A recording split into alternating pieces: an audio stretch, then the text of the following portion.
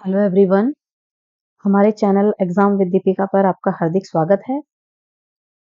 उम्मीद है आप सब बहुत अच्छे होंगे और अपनी पढ़ाई बहुत अच्छे से कर रहे होंगे। देखिए, आज हम शुरू करेंगे अप्रैल मंथ में फर्स्ट जो वीक है, सिर्फ उसके करंट अफेयर्स कंप्लीट वीक के। ये हम एक वीक के करंट अफेयर्स इस वीडियो में कवर करेंगे। तो चलिए शुरू करते हैं। देखिए, हमारा पहला क्वेश्चन है, माइक्रोसॉफ्ट किसके साथ मिलकर एआई यानी artificial intelligence super computer Stargate का विकास कर रहा है? तो देखिए, माइक्रोसॉफ्ट किसके साथ मिलकर इस आर्टिफिशियल इंटेलिजेंस कंप्यूटर का विकास कर रहा है? जो सुपर कंप्यूटर है स्टारगेट, देखिए इसका नाम है ओपन एआई। चलिए इसके बारे में कुछ इंपॉर्टेंट फैक्ट्स याद कर लेते हैं जो आने वाले एग्जाम्स के लिए बहुत इंपॉर्टेंट है। तो चलिए देखते हैं। पहला पॉइंट है, भारत में विश्व के पहले एआई संचालित एंटी ड्रोन सिस्टम को किसने जो लॉन्च किया है, उसका क्या नाम है? उसका नाम है इंद्रजाल। नेक्स्ट पॉइंट पर आते हैं, खुफिया जानकारी एकत्रित करने के लिए जो आर्टिफिशियल इंटेलिजेंस आधारित ओरोन है, ये विमान किसने लॉन्च किया? तो देखिए ये लॉन्च किया है इजराइल ने। नेक्स्ट पॉइंट पर आते हैं, भारत का पहला आर्टिफिशियल इंटेलिजेंस स्कूल कहाँ खोला गया है? तो देखिए ये खोला गया है तिरुवनंतपुरम में। ठीक है, तो इसका नाम क्या है? शांतिगिरी विद्या भवन।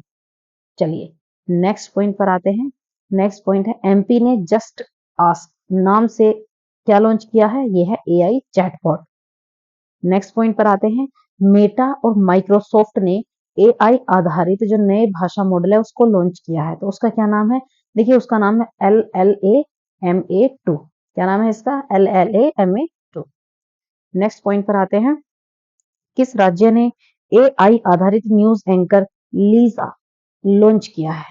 ठीक है, ये न्यूज एंकर लॉन्च की गई है लीजा। तो क्या नाम है इसका? ये कहाँ किसने लॉन्च किया है? तो ये उड़ीसा राज्य ने लॉन्च किया है। नेक्स्ट पॉइंट पर आते हैं, एलन मस्क ने एआई आधारित जो स्टार्टअप है XAI लॉन्च किया है। ठीक है, चलिए नेक्स्ट पॉइंट पर आते हैं, किस यूटी ने भारत का पहला टेली मानस चैटबॉट लॉन्च किया है? तो किसने किया है?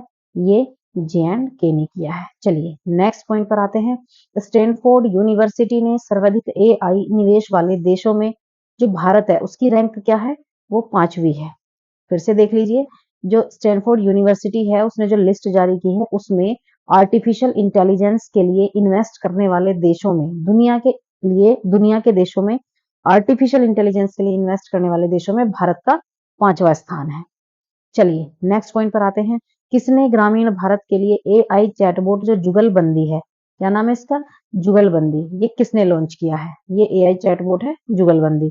तो देखिए ये माइक्रोसॉफ्ट ने लॉन्च किया है। चलिए नेक्स्ट पॉइंट पर आते हैं, जनरेटिव एआई प्लेटफॉर्म टोपाज, ये किसका है? ये इन्फोसिस का है। नेक्स्ट पर आते हैं, ओपन एआई किसका क्या है? Chat GPT. ठीक है, ये जो चैट जीपीटी है ये ओपन एआई का है। और जीपीटी की हमसे फुल फॉर्म पूछी जाए तो जीपीटी की फुल फॉर्म है जेनरेटिव प्री ट्रेन्ड ट्रांसफॉर्मर। क्या नाम है? Generative pre trained transformer. Next point पर आते हैं, रशिया की बात करते हैं तो रशिया का है गीगा चैट। गूगल की बात करें तो गूगल का है एआई चैटबॉट जिसे हम बार्ड के नाम से जानते हैं। एआई गॉडफादर का जेफरी हिंटन। चलिए नेक्स्ट पॉइंट पर आते हैं, एआई सुरक्षा पर जो पहला शिखर सम्मेलन हुआ है वो कहाँ हुआ है? यूके के ग्लेचले में हुआ है। ठीक है, ये एआई सुरक्षा पर पहला शिखर सम्मेलन है। नेक्स्ट पॉइंट पर आते हैं। नेक्स्ट पॉइंट है, किस एआई ने पीएम मोदी के भाषणों का तमिल में अनुवाद किया है? तो देखिए, अब आर्टिफिशियल इंटेलिजेंस आज के दौर में कितनी इंपॉर्टेंट है। किसी का किसी भी भाषा में आप कन्वर्ट कर सकते हैं। तो इसमें किसने किया है? ये मोदी जी के भाषण को तमिल में कन्वर्ट जो किया है, ये किया है भाषिणी एआई ने। ठीक है, भाषिणी आर्टिफिशियल इंटेलिजेंस ने।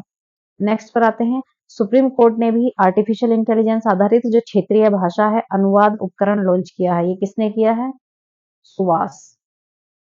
क्या नाम है इसका? SUVAS। नेक्स्ट आते हैं, ओला ने भारत का पहला एआई मॉडल लॉन्च किया है। ओला ने, इसका नाम क्या है? क्रुट्रिम। KRUTRIM। ठीक है, इसका नाम है। नेक्स्ट पॉइंट पर आते हैं, दुनिया की पहली एआई रोबोट एक कंपनी में CEO बनी है। इसका नाम क्या है? इसका नाम है मीका। देख लीजिए आने वाले समय में जो जमाना है वो रोबोटिक हो जाएगा। ठीक है, वो आर्टिफिशियल इंटेलिजेंस जगह ले लेगा, इसलिए अपनी एफिशिएंसी बढ़ाइए। चाहे वो किसी भी चीज की है, अपनी एफिशिएंसी पर फोकस कीजिए। नेक्स्ट पॉइंट पर आते हैं, किसने AIODC प्रोग्राम लॉन्च किया है? तो ये किया है माइक्रोसॉफ्ट ने। नेक्स्ट पॉइंट पर आते हैं, शिक्षा में बहुभाषावाद को बढ़ावा देने के लिए किस नाम से आर्टिफिशियल इंटेलिजेंस आधारित एक ऐप लॉन्च की गई है? इसका नाम है अनुवादिनी। नेक्स्ट पॉइंट पर आते हैं, भारत की पहली AI जो सिटी बनेगी वो बनेगी लखनऊ। से अगले पॉइंट पर आते हैं, ग्लोबल यूनिकॉर्न इंडेक्स 2023 में, देखिए ये हम पढ़ चुके हैं, हमने कल ही शायद ये कवर किया है। तो ग्लोबल इंडेक्स जो यूनिकॉर्न इंडेक्स है उसमें जो भारत की रैंक है वो क्या है? वो 3rd है। तो टॉप पर कौन है? वो US है। ठीक है, भारत में जो यूनिकॉर्न है वो, उसमें भारत तीसरे नंबर पर है। चलिए अब हम नेक्स्ट क्वेश्चन पर आते हैं। हाल ही में कोड डिपेंडेंट नामक पुस्तक किसने लिखी है, जिसे वुमेन्स प्राइज के लिए शॉर्टलिस्ट किया गया है? ठीक है, तो ये बुक जो लिखी है, ये लिखी है मधुमिता मुर्गिया ने। अब हम थोड़ी सी इंपॉर्टेंट बुक्स देख लेते हैं। चलिए देखते हैं, मनोरम मिश्रा की पुस्तक है संस्कृति के आयाम। अगली बुक है मनोज मुकुंद नरवणे ने जो लिखी है, इनकी पुस्तक का नाम है 4 stars of destiny. Next book पर आते हैं, जया जेटली जी की पुस्तक है, ये है inspiration for graphics design from India. Next book देख लेते हैं, चारू निवेदिता जी की बुक है कन्वर्सेशन विद औरंगजेब। अगली बुक देखते हैं, मनसुख मांडविया जी की बुक है फर्टिलाइजिंग द फ्यूचर। अरूप कुमार दत्ता ने लिखी है बुक, उसका नाम है असम ब्रेवहर्ट लचित बोरफुकन। नेक्स्ट बुक पर आते हैं, संजीव जोशी, इन्होंने लिखी है एक समंदर मेरे अंदर। अगली बुक देखते हैं, गोटबाया राजपक्षे ने लिखी है द कॉन्स्पिरेसी। नेक्स्ट बुक देखते हैं, लक्ष्मी मुरुदेश्वर पुरी ने लिखी है स्वेलोइंग द सन। अगली पुस्तक है PS श्रीधरन पिल्लई ने लिखी है बेसिक स्ट्रक्चर एंड रिपब्लिक। देखिए ये कुछ इंपॉर्टेंट बुक्स थी जो हमने कवर की हैं। ठीक है, चलिए देखिए इन्हें रिवाइज करते रहिएगा। ठीक है, इन्हें एक नहीं दो नहीं, इस वीडियो को आप 1 से 2 बार देखेंगे, चाहे तो आप इसे इसका स्नैपशॉट ले सकते हैं रोक के। ये बुक वो है जो आप एग्जाम से पहले भी एक आध बार देख लेंगे तो आपको ध्यान रहेगा, ये पेपर में जरूर लगेंगे। नेक्स्ट क्वेश्चन पर आते हैं, हाल ही में बैंक ऑफ महाराष्ट्र के जो MD और CEO के रूप में किसे नियुक्त किया गया है? तो देखिए ये नियुक्त किया गया है निधु सक्सेना जी को। बैंक ऑफ महाराष्ट्र के बारे में जान लेते हैं।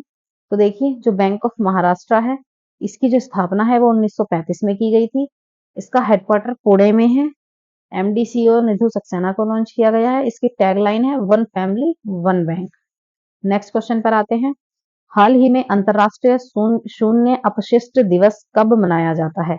International zero waste day. तो देखिए ये मनाया जाता है 30 मार्च को।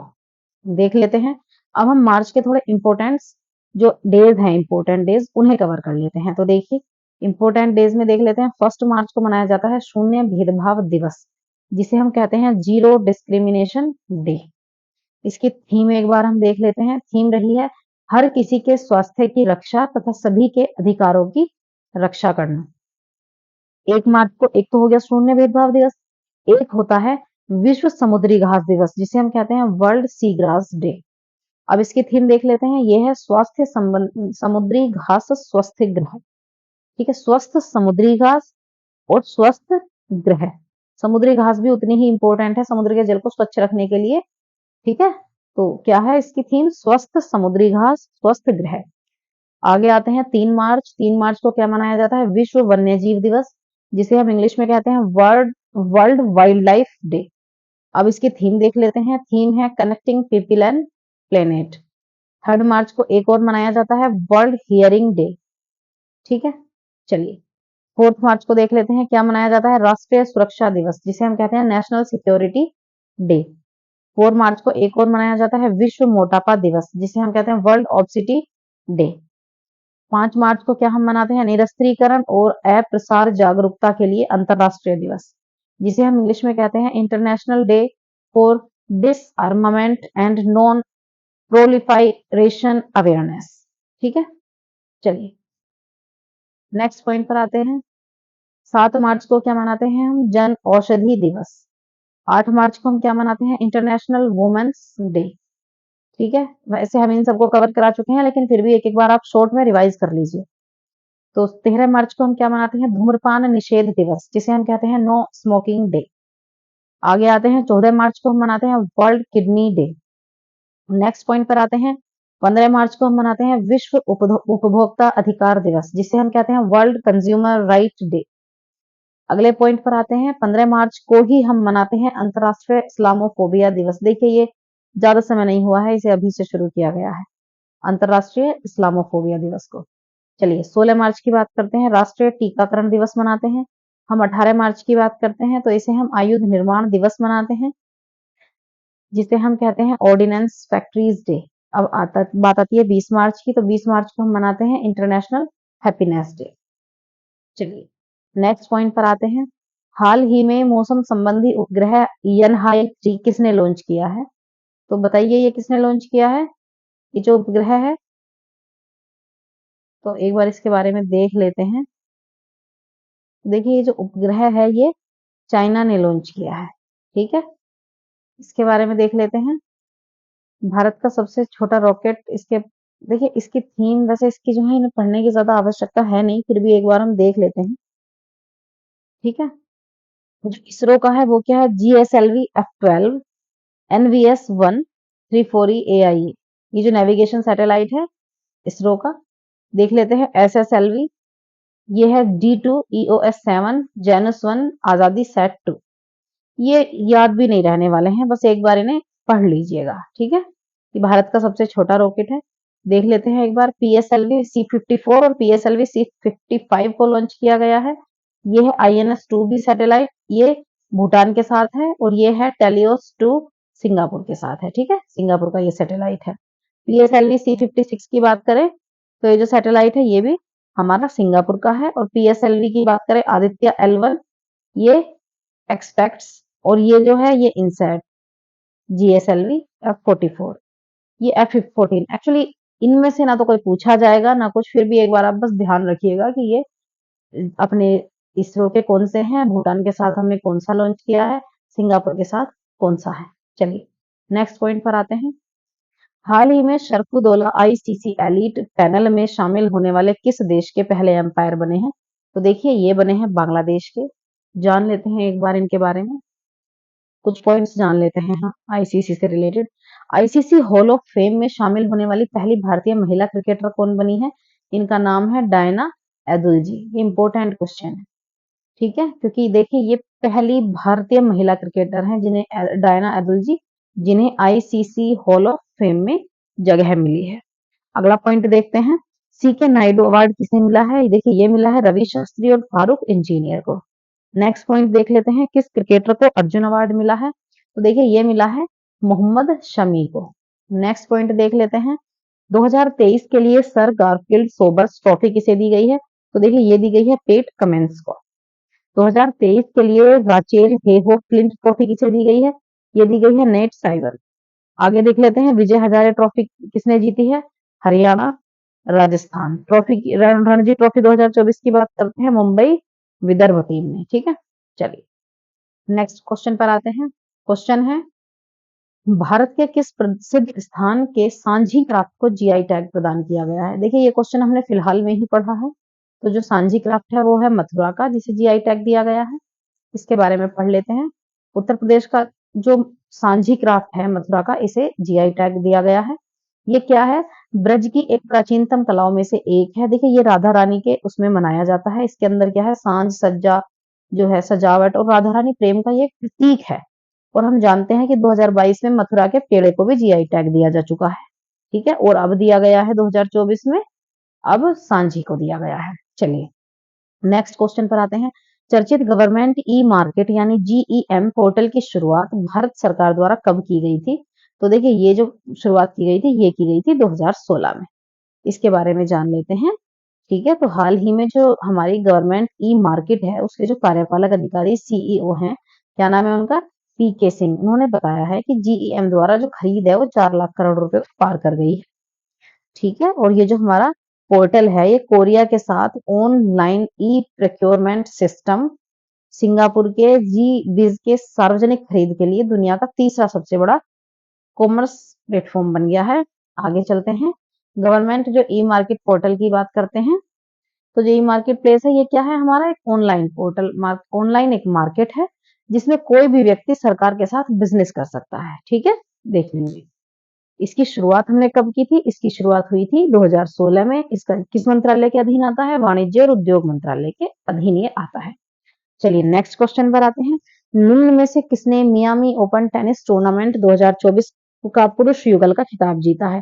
तो देखिए ये जीता है रोहन बोपन्ना और मैथ्यू एबडेन ने। मैथ्यू एबडेन कहाँ के हैं? तो देखिए ये ऑस्ट्रेलिया के इनके साथी खिलाड़ी हैं। ठीक है, इस मुकाबले में इन्होंने क्या किया था? क्रोएशिया के इवान डोडिक थे और अमेरिका के ऑस्टिन क्रॉजिसेक थे, जिनको हराकर इन्होंने ये पुरुष युगल खिताब जीता है। ठीक है, इससे पहले भी ऑस्ट्रेलिया ओपन जो जीता है 2024 का खिताब, वो भी इन दोनों ने ही जीता। चलो मियामी ओपन की बात कर लेते हैं। देखिए ये एटीपी जो मास्टर्स 1000 इवेंट है उसका एक हिस्सा है। इसकी जो शुरुआत की गई थी वो 1985 में की गई थी। इसका आयोजन कहाँ किया गया? वो फ्लोरिडा अमेरिका में किया गया। ये हार्ड कोर्ट पर खेला जाने वाला गेम है। चलिए नेक्स्ट पॉइंट पर आते हैं। खाद्य अपशिष्ट सूचकांक रिपोर्ट 2024 यानी फूड वेस्ट इंडेक्स रिपोर्ट 2024 किस संस्था द्वारा रिलीज की जाती है? तो देखिए ये रिलीज की जाती है यूएनईपी यानी यूनाइटेड नेशन एनवायरनमेंट प्रोग्राम द्वारा। देखिए ये थोड़े इंपॉर्टेंट फैक्ट्स हैं, एक बार हम इन्हें जान लेते हैं। ठीक है, तो देखिए पॉइंट्स हैं कि 2022 में जो वैश्विक स्तर पर प्रतिदिन क्या है 1 अरब से अधिक मील जो है वो वेस्ट हो जाता है। बात करते हैं 2022 में क्या हुआ है। 1.05 जो बिलियन फूड है जिसका जो उत्पन्न हुआ, जो फूड वेस्ट है ये इतना 1.05 बिलियन टन। अगर हम इसे प्रति व्यक्ति को बांट दें पूरी दुनिया में तो एक व्यक्ति पर लगभग 132 किलो खाना ईयरली इतना वेस्ट हो जाता है। ठीक है, अब देखते हैं आगे, इसके बारे में जान लेते हैं। देखिए दुनिया में केवल ये 4 ही देश ऐसे हैं जिनके यहाँ फूड वेस्टेज जो सिस्टम है उसको ट्रैक करने की सुविधा है। पूरी दुनिया में सिर्फ ये 4 ही देश ऐसे हैं जहां फूड ट्रैकिंग की सुविधा है, अदरवाइज फूड ट्रैकिंग की सुविधा नहीं है। एक बार जान लेते हैं। देखिए ऑस्ट्रेलिया, जापान, यूके और यूएस, केवल यही कंट्रीज ऐसी हैं जो फूड ट्रैकिंग का, फूड वेस्ट जो है उसकी ट्रैकिंग करने में थोड़ी सी अवेयर हैं। अदरवाइज देश में सिर्फ वेस्टेज है। देखिए ये यूएनईपी का प्रोग्राम है। यूएनईपी ये रिपोर्ट जारी करती है और इसका जो मुख्यालय है वो नैरोबी में है। चलिए नेक्स्ट पॉइंट पर आते हैं। 1 अप्रैल को किस राज्य का स्थापना दिवस मनाया जाता है? तो देखिए ये मनाया गया है उड़ीसा का। बात कर लेते हैं उड़ीसा की। तो उड़ीसा की जो स्थापना है देखिए 1 अप्रैल 1936 को की गई थी। बिहार और बंगाल से उड़ीसा को अलग किया गया था। उड़ीसा का पुराना नाम क्या था? उड़ीसा ही था। बाद में उड़ीसा का नाम 2011 में ओडिशा कर दिया गया। ठीक है, एक बार उड़ीसा की राजधानी देख लेते हैं। देखिए वो भुवनेश्वर है। यहाँ के राज्यपाल रघुवर दास हैं। यहाँ के मुख्यमंत्री नवीन पटनायक है। नेक्स्ट क्वेश्चन पर आते हैं। अंतरराष्ट्रीय शून्य अपशिष्ट दिवस कब मनाया जाता है? ठीक है, when is international zero waste day celebrated? तो देखिए इसे हम कब मनाते हैं? इसे हम मनाते हैं 30 मार्च को। एक बार इसके बारे में देख लेते हैं कुछ पॉइंट्स। देखिए 14 दिसंबर 2022 को संयुक्त राष्ट्र जो महासभा है, यूएन जनरल असेंबली जो है, उसने क्या किया? 30 मार्च को अंतरराष्ट्रीय शून्य अपशिष्ट दिवस घोषित किया है। चलिए नेक्स्ट पॉइंट पर आते हैं। 2024 में कितने व्यक्तियों को मरणोपरांत भारत रत्न दिया गया? तो देखिए ये दिया गया है 4 लोगों को। आपको पता होगा कि कितने लोगों को इस बार भारत रत्न दिया गया है। तो देखिए कर्पूरी ठाकुर जी, एमएस स्वामीनाथन, नेक्स्ट चलते हैं पीवी नरसिम्हा राव, और आगे देखते हैं चौधरी चरण सिंह।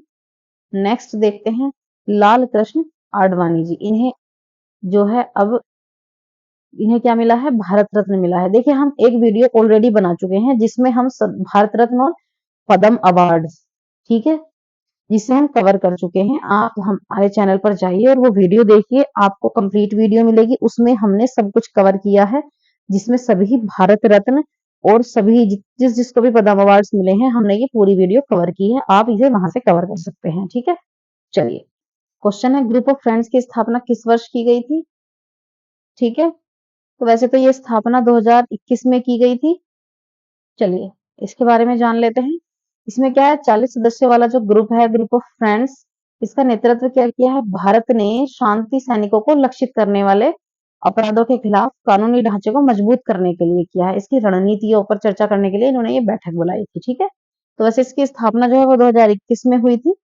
चलिए, अब क्या है, ये 2022 से कंटिन्यू है। चलिए देखते हैं।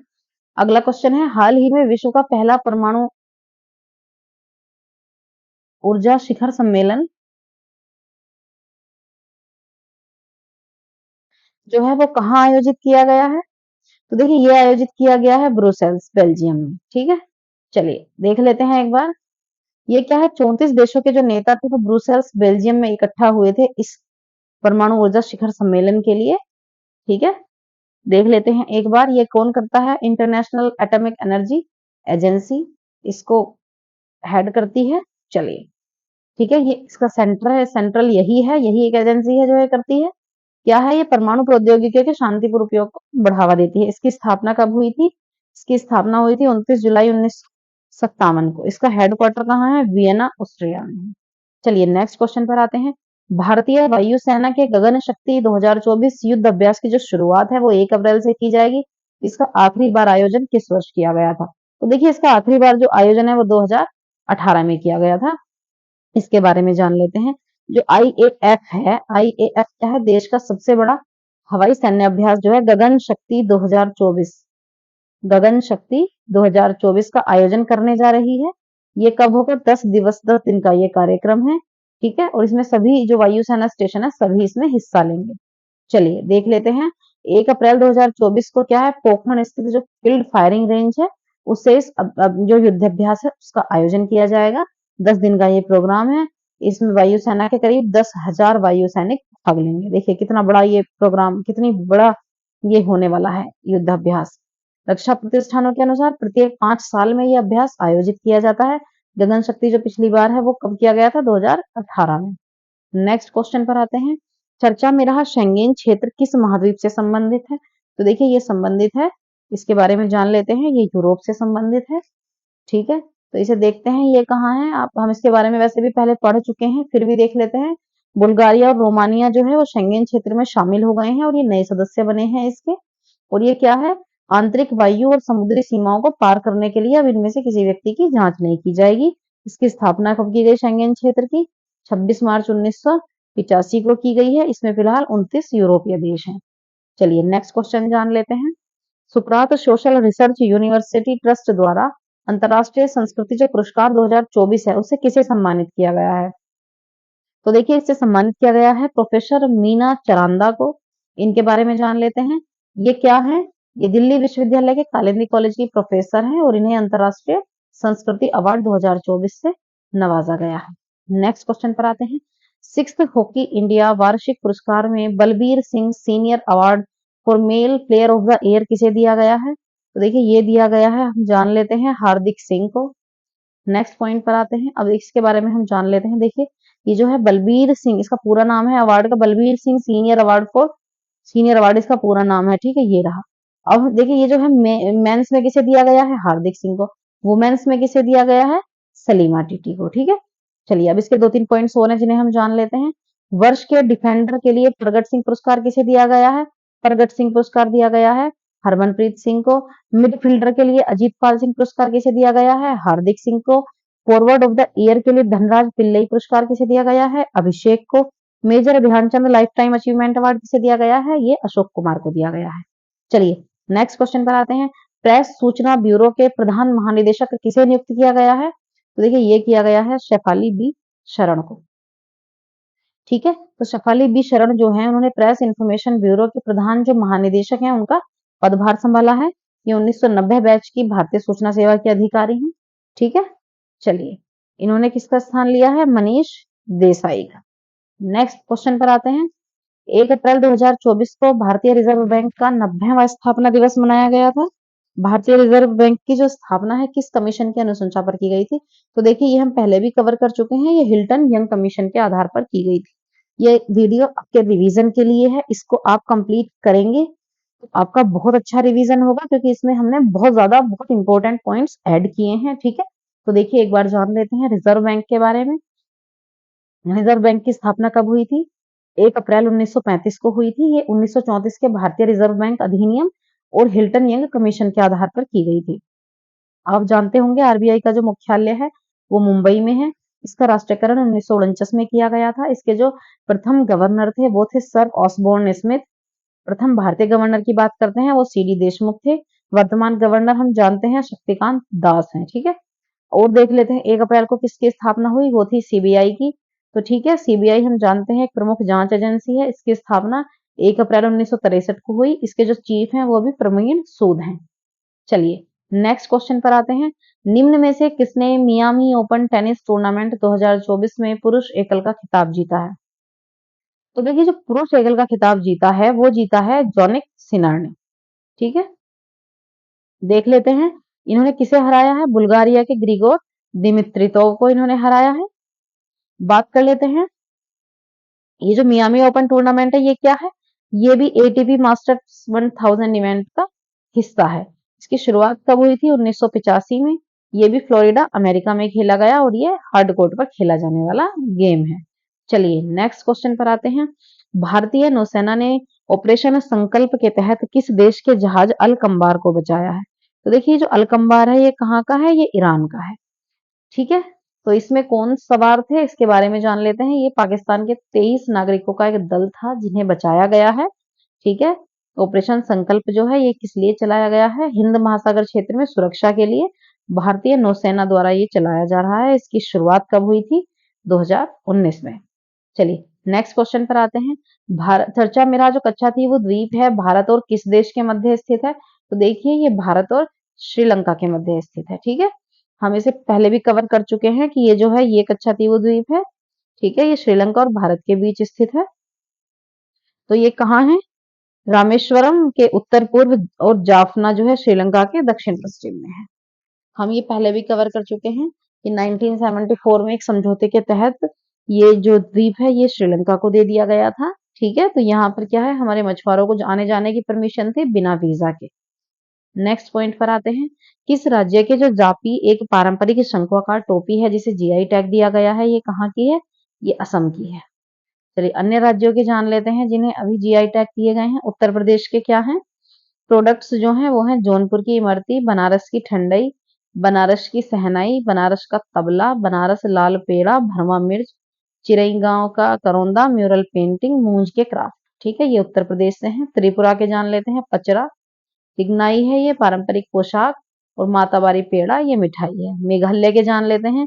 गारो टेक्सटाइल बुनाई है, और मेघालय लिरनाई पॉटरी, मेघालय चुबीची ये मादक पेय है।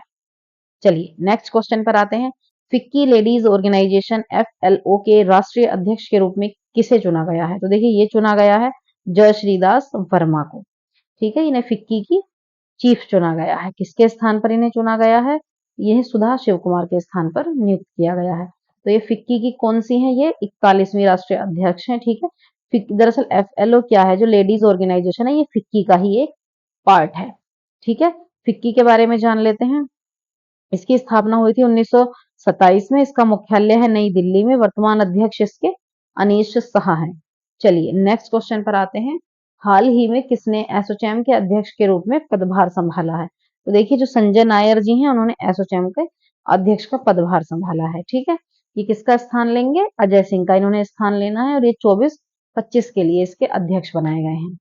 चलिए नेक्स्ट पॉइंट क्वेश्चन पर आते हैं। हाल ही में चर्चा में रहा कोंडा रेड्डी जो जनजाति है उसका संबंध किस राज्य से है? तो देखिए इनका जो संबंध है बेसिकली वो आंध्र प्रदेश से है। और हम बात करें तो फिलहाल इन्होंने क्या किया है? पापीकोंडा राष्ट्रीय उद्यान में एक ना भारतीय लॉरेल वृक्ष है जिसे हम कहते हैं, जिसका साइंटिफिक नेम है टर्मिनेलिया टर्मोटोसा टोरमेंटोसा के अंदर इन्होंने पानी होने की सूचना दी है। ठीक है, अब देख लेते हैं एक बार कोंडा रेड्डी जनजाति के बारे में। तो ये वैसे तो आंध्र प्रदेश की जनजाति है, परंतु ये जो है ना पहाड़ी श्रृंखला में उड़ीसा, आंध्र प्रदेश, तेलंगाना इन तीनों जगह निवास करती है। चलिए नेक्स्ट क्वेश्चन पर आते हैं। निर्वाचन आयोग ने लोकसभा चुनाव 2024 के दौरान गलत सूचना के प्रसार को रोकने के लिए कौन सा प्लेटफॉर्म लॉन्च किया है?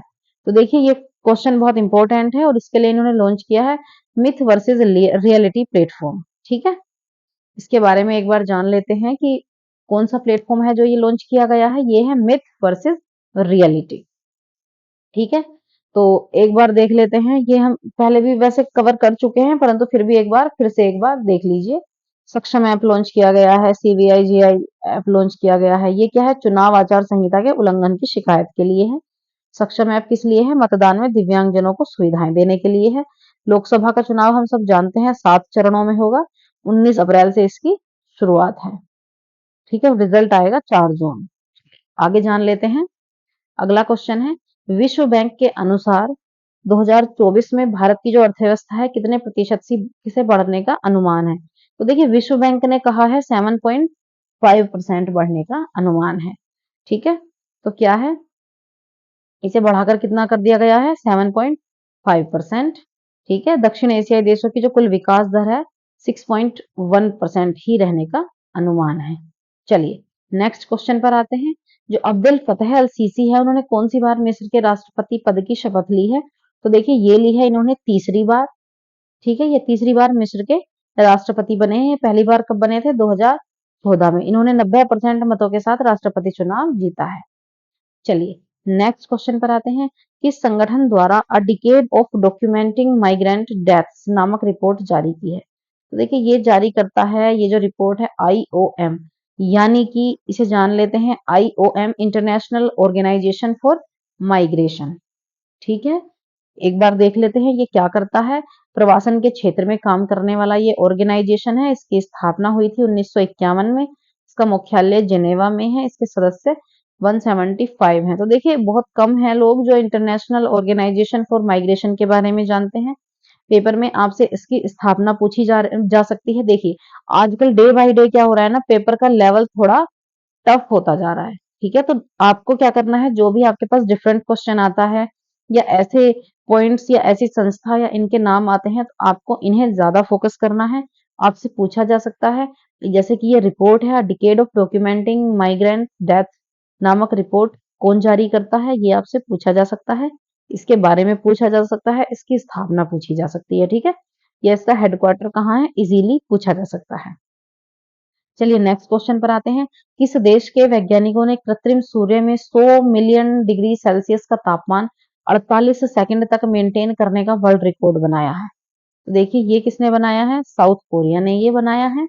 ठीक है, तो ये जो मेंटेन करने का रिकॉर्ड है, ये किसने बनाया है 48 सेकंड तक? ये साउथ कोरिया ने बनाया है। चलिए नेक्स्ट क्वेश्चन पर आते हैं।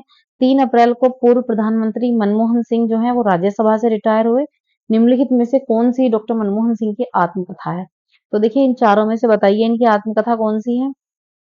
तो देखिए, इनकी आत्मकथा है चेंजिंग इंडिया। ठीक है, इन्होंने देखिए अब ये रिटायर हो गए हैं राज्यसभा से। ये क्या रहे देख लीजिए इनके बारे में। 33 साल तक ये राज्यसभा के सदस्य रहे थे। ये कहाँ से बिलोंग करते हैं? पंजाब से। भारत के 13वें प्रधानमंत्री रहे ये 2004 से 2014, लगातार 2 कार्यकाल तक। ये भारत के वित्त मंत्री रहे थे 1991 से 96 तक। ये आरबीआई के गवर्नर रहे, 15वें गवर्नर थे। ठीक है, कब? 82 टू 85। इन्हें पद्म विभूषण से 1987 में नवाजा गया। इनकी पुस्तक हम पढ़ चुके हैं, चेंजिंग इंडिया। नेक्स्ट क्वेश्चन पर आते हैं। कार्गो हैंडलिंग को लेकर चर्चा में आया जो पारादीप बंदरगाह है, वो किस राज्य में स्थित है? ठीक है, तो ये कहाँ स्थित है? तो ये स्थित है उड़ीसा में। एक बार इसके बारे में जान लेते हैं। देखिए, वर्ल्ड बैंक के अनुसार क्या है, 2024 में भारत की जो अर्थव्यवस्था है वो 7.5 का अनुमान किया गया है। देखिए, ये जो स्लाइड है ये थोड़ा पीछे की स्लाइड यहाँ गलती से आ गई है। ठीक है,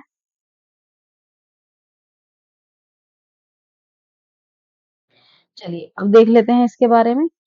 23-24 में जो कार्गो हैंडलिंग है उसके मामले में जो उड़ीसा है, इसका जो पारादीप बंदरगाह है, ये भारत के प्रमुख जितने बंदरगाह हैं उनमें टॉप पर आ गया है। तो क्या है इसका पॉइंट जान लेते हैं। 23-24 में जो पारादीप बंदरगाह है उसने 145.38 मिलियन मीट्रिक टन कार्गो को संभाला है। देखिए कितना बड़ा टास्क है इसका, कि इसे ये टॉप पर आ गया है। ठीक है, तो अब क्या है, जो पारादीप बंदरगाह है इसने दीनदयाल पोर्ट, जो कांडला गुजरात का जो दीनदयाल पोर्ट है उसको पीछे छोड़ दिया है, और अब टॉप पर कौन आ गया है? पारादीप बंदरगाह। ठीक है, चलिए कब इसकी स्थापना हुई थी एक बार जान लेते हैं। इसकी स्थापना हुई थी 1962, उड़ीसा सरकार द्वारा हुई थी। 1965 में क्या हुआ था, भारत सरकार ने इसे अपने स्वामित्व में ले लिया था। ठीक है, चलिए नेक्स्ट क्वेश्चन पर आते हैं।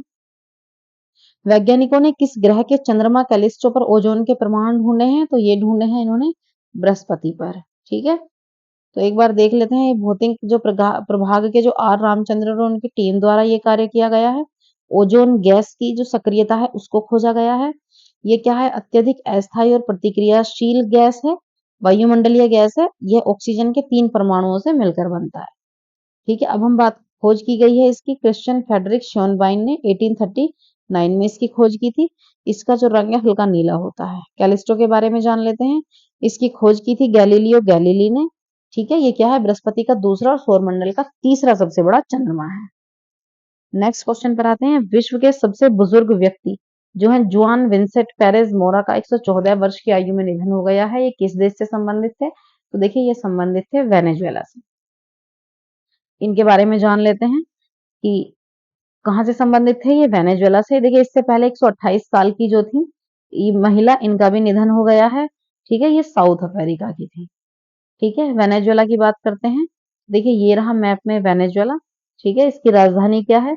यहाँ राजधानी इसकी काराकस है। मुद्रा इसकी वेनेजुएला बोलीवर है और राष्ट्रपति इसके निकोलस मादुरो है। नेक्स्ट क्वेश्चन पर आते हैं। 2024 को नाटो का कौन सा स्थापना दिवस मनाया गया? 4 अप्रैल 2024 को। तो देखिए ये मनाया गया हमारा 75वां स्थापना दिवस। ठीक है, कब हुई थी नाटो की स्थापना? नाटो की स्थापना हुई थी 4 अप्रैल 1949 को एक संधि के तहत। ठीक है, बात करते हैं इसके सदस्य 32 हैं। महासचिव जो हैं जेंस स्टोल्टेनबर्ग हैं। ठीक है, और जो स्वीडन है फिलहाल में ही इसका 32वां देश बना है। एक बार अगले क्वेश्चन पर आ जाते हैं फिर से। राष्ट्रपति द्रौपदी मुर्मू ने आईआईटी बॉम्बे में CAR टी सेल्स थेरेपी की शुरुआत की। ये किससे रिलेटेड है? तो ये कैंसर से रिलेटेड है। ठीक है, इसके बारे में ब्रीफ हम पढ़ चुके हैं। नेक्स्ट पॉइंट पर आते हैं। 3 अप्रैल को DRDO ने क्या किया है? किस राज्य में बैलिस्टिक मिसाइल अग्नि प्राइम का सफल उड़ान का परीक्षण इन्होंने कहाँ किया है? ये किया है इन्होंने उड़ीसा में। ठीक है, तो ये इन्होंने अग्नि 3 को लॉन्च किया है। इसकी क्वालिटी जान लेते हैं। सतह से सतह पर मार करने वाली मिसाइल है। रेंज इसकी 1200 से 2000 किलोमीटर है। ये परमाणु हथियार ले जाने में सक्षम है। 1500 से 3000 तक इस पर हम वॉरहेड ले जा सकते हैं। देखिए बात करते हैं। DRDO की स्थापना हुई थी 1958 में। मुख्यालय नई दिल्ली में है। प्रमुख हैं अभी Sameer V Kamath ji. Next question पर आते हैं। विश्व स्वास्थ्य संगठन ने जनरेटिव आर्टिफिशियल इंटेलिजेंस डिजिटल स्वास्थ्य प्रमोटर प्रोटोटाइप लॉन्च किया है। AI डिजिटल स्वास्थ्य प्रमोटर का नाम क्या है? तो इसका नाम है सरा। ठीक है, सरा AI है इसका नाम। सरा आर्टिफिशियल इंटेलिजेंस। ये 8 भाषाओं में जानकारी देगा। नेक्स्ट क्वेश्चन पर आते हैं। भारत के किस मंत्रालय ने माई CGHS ऐप लॉन्च किया है? तो देखिए ये लॉन्च किया है केंद्रीय स्वास्थ्य और परिवार कल्याण मंत्रालय ने। इनके बारे में देख लेते हैं। ठीक है, ये जो क्या है इसके जो सचिव हैं अभी ये कौन है? अपूर्व चंद्रा। इन्होंने ही ये लॉन्च किया है। ठीक है, ये क्या करेगा? इलेक्ट्रॉनिक स्वास्थ्य कार्ड सूचना और संसाधनों तक पहुंच प्रदान करेगा। ठीक है, ये क्या करेगा? रिपोर्ट रिसीव करेगा और चिकित्सा केंद्र की जानकारी प्राप्त करेगा। नेक्स्ट क्वेश्चन पर आते हैं। हाल ही में Rukmini Devi Arundale arts revivalist and institutional builder नामक पुस्तक जारी हुई है। और रुक्मणी देवी जो अरुंडेल है किस नृत्य से संबंधित है? ये संबंधित है भरतनाट्यम से। ठीक है, देख लेते हैं एक बार। इनका जन्म तमिलनाडु में है। ये भरतनाट्यम से संबंधित है। पद्म भूषण मिला 1956 में। संगीत नाटक अकादमी फेलोशिप 1967 में। ठीक है, ये राज्यसभा के लिए नामित होने वाली पहली महिला थी। आगे देख लेते हैं। अगला क्वेश्चन है। Forbes 38th annual world's billionaires list 2024 के अनुसार दुनिया के सबसे अमीर व्यक्ति कौन है? तो अभी दुनिया के सबसे अमीर व्यक्ति कौन है? वो है बर्नार्ड अर्नोल्ड एंड फैमिली। ठीक है, इनके बारे में जान लेते हैं। देखिए फिलहाल जो है दुनिया में वो 77 देशों के 2781 जो है अरबपति हैं। ठीक है, जिनमें टॉप पर कौन है? ये फ्रांस के बर्नार्ड अर्नोल्ड एंड फैमिली हैं। इनके पास 233 बिलियन डॉलर की संपत्ति है। जो मुकेश अंबानी जी हैं इंडिया के जो सबसे अमीर आदमी है वो टॉप 10 में है, यानी कि वो दुनिया में 9वें नंबर पर हैं। जान लेते हैं। उसके बाद बात करते हैं 37 साल की उम्र में जोरोधा के जो सह संस्थापक हैं कामत, निखिल कामत। ये भारत के सबसे कम उम्र के भारतीय अरबपति हैं। ठीक है, अब एक बार टॉप रैंक देख लेते हैं। सबसे नंबर 1 पर है Bernard Arnault and family 233 billion dollar. Second number पर है एलॉन मस्क 195 बिलियन डॉलर। बात करते हैं जेफ बेजोस की, जो पहले कभी नंबर 1 पर थे, आज दुनिया में तीसरे नंबर पर हैं, ये हैं 194 बिलियन डॉलर। नेक्स्ट क्वेश्चन पर आते हैं, चर्चित प्रत्युष टेलीस्कोप का संबंध किस देश से है? तो देखिए ये है भारत देश से संबंधित है। ठीक है, जो प्रत्युष है देख लीजिए, ये एक रेडियो दूरबीन है और इसका उद्देश्य सितारों और आकाशगंगाओं के संकेतों का पता लगाना है। नेक्स्ट क्वेश्चन पर आते हैं, हाल ही में किस राज्य में परमवीर चक्र उद्यान का उद्घाटन किया गया? देखिए ये बहुत इंपॉर्टेंट क्वेश्चन है। तो कहाँ किया गया? ये किया गया तमिलनाडु में। ठीक है, तो ये जो यहाँ के राज्यपाल हैं RN रवि द्वारा, इनके द्वारा इसका उद्घाटन किया गया है। इस उद्यान में क्या होगा, जो 21 परमवीर विजेता हैं उनकी मूर्ति लगाई जाएगी। आप जानते होंगे परमवीर चक्र पुरस्कार क्या है? ये भारत का सर्वोच्च सैन्य सम्मान है। ठीक है, जो युद्ध के दौरान वीरता के अदम्य साहस के लिए प्रदान किया जाता है। अगला क्वेश्चन है, हर साल राष्ट्रीय समुद्री दिवस कब मनाया जाता है? तो ये मनाया जाता है 5 अप्रैल। ठीक है, पहली बार मनाया गया था 1964 को। चलिए नेक्स्ट क्वेश्चन पर आते हैं, चर्चित अशदोद बंदरगाह किस देश में है? तो बताइए ये कहाँ है? ये इजराइल में है। ठीक है, तो कब खोला गया था? ये 1965 में, और ये तेल अवीव से 40 किलोमीटर दूर है, ज्यादा नहीं है। ठीक है, देख लेते हैं, इजराइल का सबसे बड़ा बंदरगाह है ये अशदोद, सबसे बड़ा। इजराइल के बारे में जान लेते हैं, ये अरब में स्थित एक देश है जिसकी राजधानी क्या है? जेरूसलम है। प्रधानमंत्री यहाँ के बेंजामिन नेतन्याहू है। ठीक है, एक पॉइंट और देख लेते हैं, इजराइल और हमास से भारतीय नागरिकों को बचाने के लिए जो ऑपरेशन चलाया गया था उसका नाम था ऑपरेशन अजय।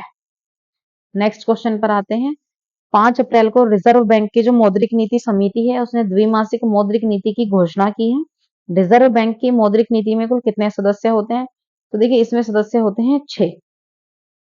ठीक है, अभी फिलहाल रेपो रेट में कोई भी बदलाव नहीं किया गया है, तो जो रेपो रेट है वो क्या है? 6.5% है। ठीक है, भारत का विदेशी मुद्रा भंडार कितना है? 645 अरब डॉलर, अरब करोड़ डॉलर है।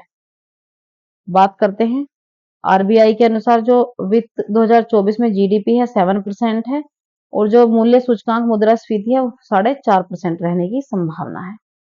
ठीक है, इसमें सदस्य कितने होते हैं? 6। स्थापना कब हुई थी मौद्रिक नीति समिति की? 2016 में। ठीक है, चलिए आगे देख लेते हैं, अगला क्वेश्चन है, WEF world economic forum young global जो लीडर्स क्लास ऑफ 2024 की में कितने भारतीय शामिल हैं? तो देखिए इसमें 5 भारतीय शामिल हैं, हम इनके नाम जान लेते हैं। भूमि पेडनेकर, ये बॉलीवुड अभिनेत्री हैं। नायका फैशन की CEO हैं अद्वैता नायर। जुबिलेंट ग्रुप के निदेशक हैं अर्जुन भारतीया। ठीक है, अब देख लेते हैं चौथे कौन है? प्रिया अग्रवाल हेब्बार, ये वेदांता लिमिटेड की निदेशक हैं। बात कर लेते हैं शरद विवेक सागर, संस्थापक हैं, ये मुख्य कार्यकारी अधिकारी हैं डेक्सटेरिटी ग्लोबल के। ठीक है, इसकी स्थापना कब हुई थी WEF की? ये 1971, मुख्यालय इसका जेनेवा में है। नेक्स्ट क्वेश्चन पर आते हैं, भारतीय निर्वाचन आयोग ने लोकसभा चुनाव 2024 के लिए किसे यूथ आइकन घोषित किया है? तो यूथ आइकन किसे घोषित किया गया है? देखिए 2024 के लिए ये आयुष्मान खुराना को किया गया है। अब इसके लिए थोड़े औरों को भी थोड़ा वो किया गया है, देख लीजिए। देखिए राष्ट्रीय दिव्यांगजन आइकन शीतल देवी हैं, मोहम्मद शमी उत्तर प्रदेश और के आइकन है, शुभमन गिल पंजाब के आइकन हैं, सचिन तेंदुलकर को राष्ट्रीय आइकन घोषित किया गया है, राजकुमार राव को भी राष्ट्रीय आइकन घोषित किया गया है। बात करते हैं स्वीप किससे संबंधित है? तो बताइए किससे संबंधित है? यह है मतदाता जागरूकता कार्यक्रम से। तो देख लेते हैं एक बार, इसकी फुल फॉर्म क्या है? स्वीप मतलब systematic voters election and electoral. देखिए एक बार देख लेते हैं, इसका पूरी नाम है सिस्टमेटिक, ये पूरा नाम है सिस्टमेटिक वोटर्स, ये क्या है? एजुकेशन, एजुकेशन की बात करते हैं, एजुकेशन के बाद एंड इलेक्टोरल, ये है इलेक्टोरल पार्टिसिपेशन।